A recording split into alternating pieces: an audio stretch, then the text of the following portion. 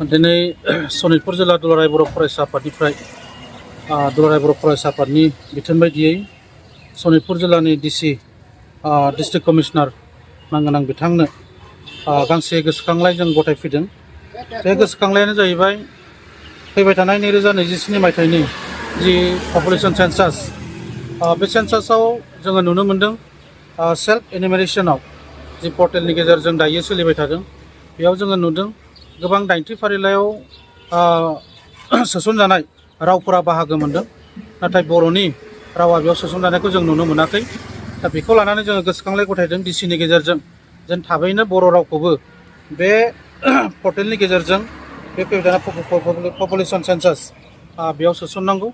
मानोना बर' रावाबो भारतनि संबिधाननि 90 फारिलाइयाव थिसनजानाय मोनसे राव। दा बेखायनो जोङो नुनो मोन्दों तेलुगु, बांला, मालायालाम, उर्दु बायदि बायदि रावफोरा दङ, नाथाय बर' रावा गैया। दा बेखायनो आसामावबो बर' रावा दिनै एस'सियेट लेंगुवेज लोगो मावख'आरि राव हिसाबै गनायथि मोन्दों। दा बेबायदि रावा दिनै जोङो नैबे मोनसे गेदेरथार हाबाफारियाव सोसनजायैखौ जोङो दुलाराय बर' फरायसा आफाद सनितपुर जिल्लानि जानानै दुखु फोरमायदों। आरो जों बेखौनो बुंगोन जे बे राव सोसननाया खोब गोनांथार। मानोना जोंनि गोबांथार बर' ओनसोलफोराव जोंनि आइ आफाफोरा बा जोंनि बर' हारियाव दिनै असमिया राव एबा इंराजियाव गोबां गोनो गोथो माब्लाबा जानायखौ जों नुनो मोन्दों। दा जायनि थाखाय जोंनो गावनि रावजोंनो जों जुदि गावनि सेन्सासखौ गावनि नैबे सुबुं सानखोआव जों गावनि रावजोंनो जोङो जुदि जोंनि फोरमानफोरखौ जोङो थिसनहरनो हायोबा बियो गेबेंसिन जागोन। मानोना असमिया रावाव जोंहा मालाबा गोरोन्थि जायो, इंराजियावबो मालाबा जों गोरोन्थि जानायखौ नुनो मोन्दों।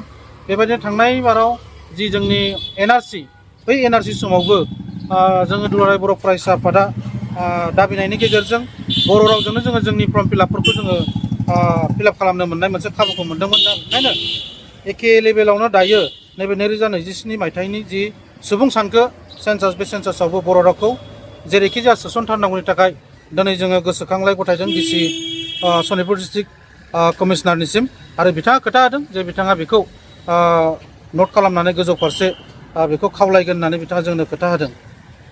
दा बेजों लोगोसे जोङो बेखौ खावलायबावनो नागिरदों जोंनि गेजेराव बे सेन्सासखौ लानानै आरो जोंनि सनितपुर जिल्लायावबो गोबां गुदि फरायसालिफोराव सिंगेल टिचारफोर दङमोन, जाय फोरोंगिरिफ्रा दिनै सेन्सासनि थाखाय गोबां खामानियाव थांलाय फैलाय मावनो गोनां जानायनि जाहोनाव जोंनि फरायसाफ्रा दिनै फरायसालियाव नांगौ बायदि क्लास खालामनो मोनाखै।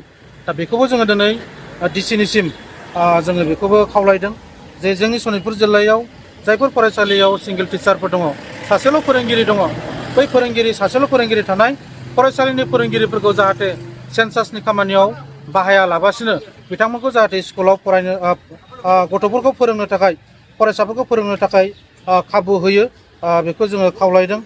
दा बेनिखायनो जोङो बुंदों जे जेब्लासिम मोनसेया जाहैबाय जेब्लासिम जोङो नैबे बर' रावखौ 2027 मायथाइनि जे सुबुं सानखो पपुलेशन सेन्सास, बे सेन्सासाव बर' रावखौ थिसना, अब्लासिम जोङो खावलायदों जोंनि ओनसोलाव जोङो सेन्सास खालामनायखौ जोङो बन्द' खालामगोन।